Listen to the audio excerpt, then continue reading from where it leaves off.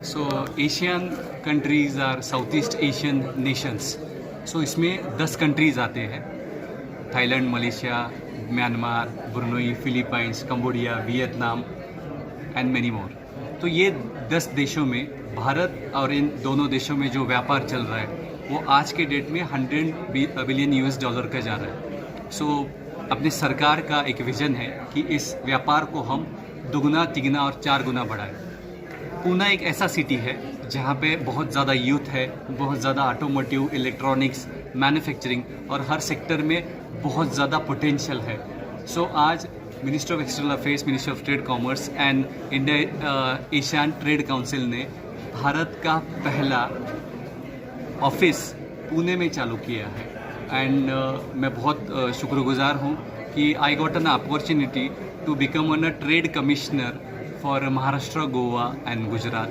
And I am assuring कि पुणे में जितना पोटेंशियल है regarding manufacturing, regarding pharma, regarding engineering, IT and all sectors, that will go and will take it to the Asian countries and will start tourism, will start cultural diplomacy, will start economic diplomacy।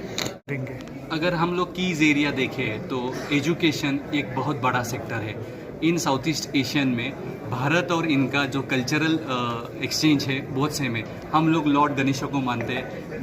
3-4 countries also feeling the same. So cultural पहले diplomacy होगी जिसमें education and music and cultural event को ये किया जाएगा, support किया जाएगा। उसके बाद आता है engineering. Poona is a basically hub of engineering. One is manufacturing and one is electronics and IT।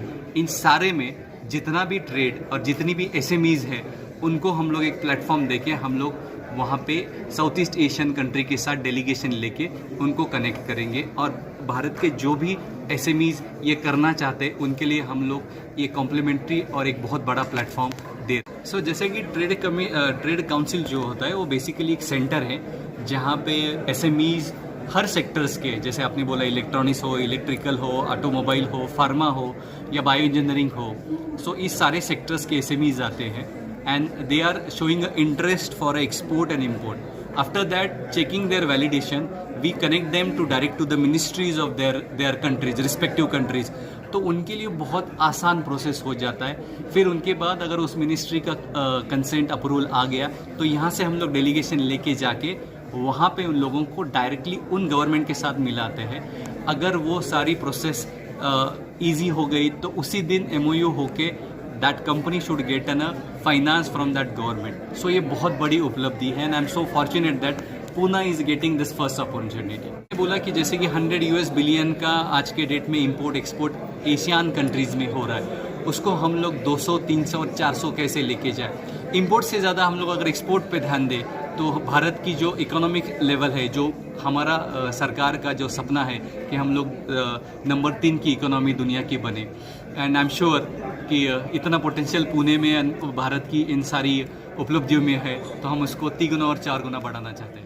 Posting पुण्यामध्ये आहे आणि प्रामुख्यानं पुण्यामध्ये ट्रेड कमिशनर म्हणून डॉक्टर संजय काटे यांची नियुक्ती झाली, सचिन काटे यांची नियुक्ती झालेली आहे। एक आपल्याला गौरवास्पद आणि अभिमानास्पद आहे। सचिन काटे एक चांगले उद्योजक आहे। त्यांनी या ठिकाणी हजबर म्हणून या ठिकाणी एक नवीन टेक्नॉलॉजी डेव्हलप केलेली आहे जे कॉन्क्रीटमध्ये एक क्रांती घडवू शकते।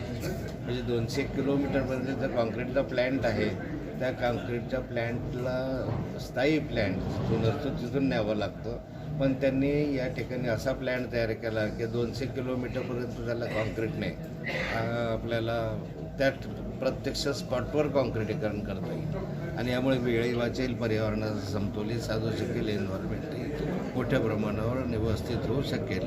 आणि पुण्यामध्ये हा कार्यक्रम झाला आणि यामध्ये सर्वांनी सहभाग घेतला, हे एक आनंदाची बाब आहे। मी या कार्यक्रमाला शुभेच्छा देतो। तुम्हाला असं वाटतं की महाराष्ट्र आणि देशात महाराष्ट्रामध्ये एका दिवसामध्ये हे पोषक वातावरण तयार झालेलं नाही।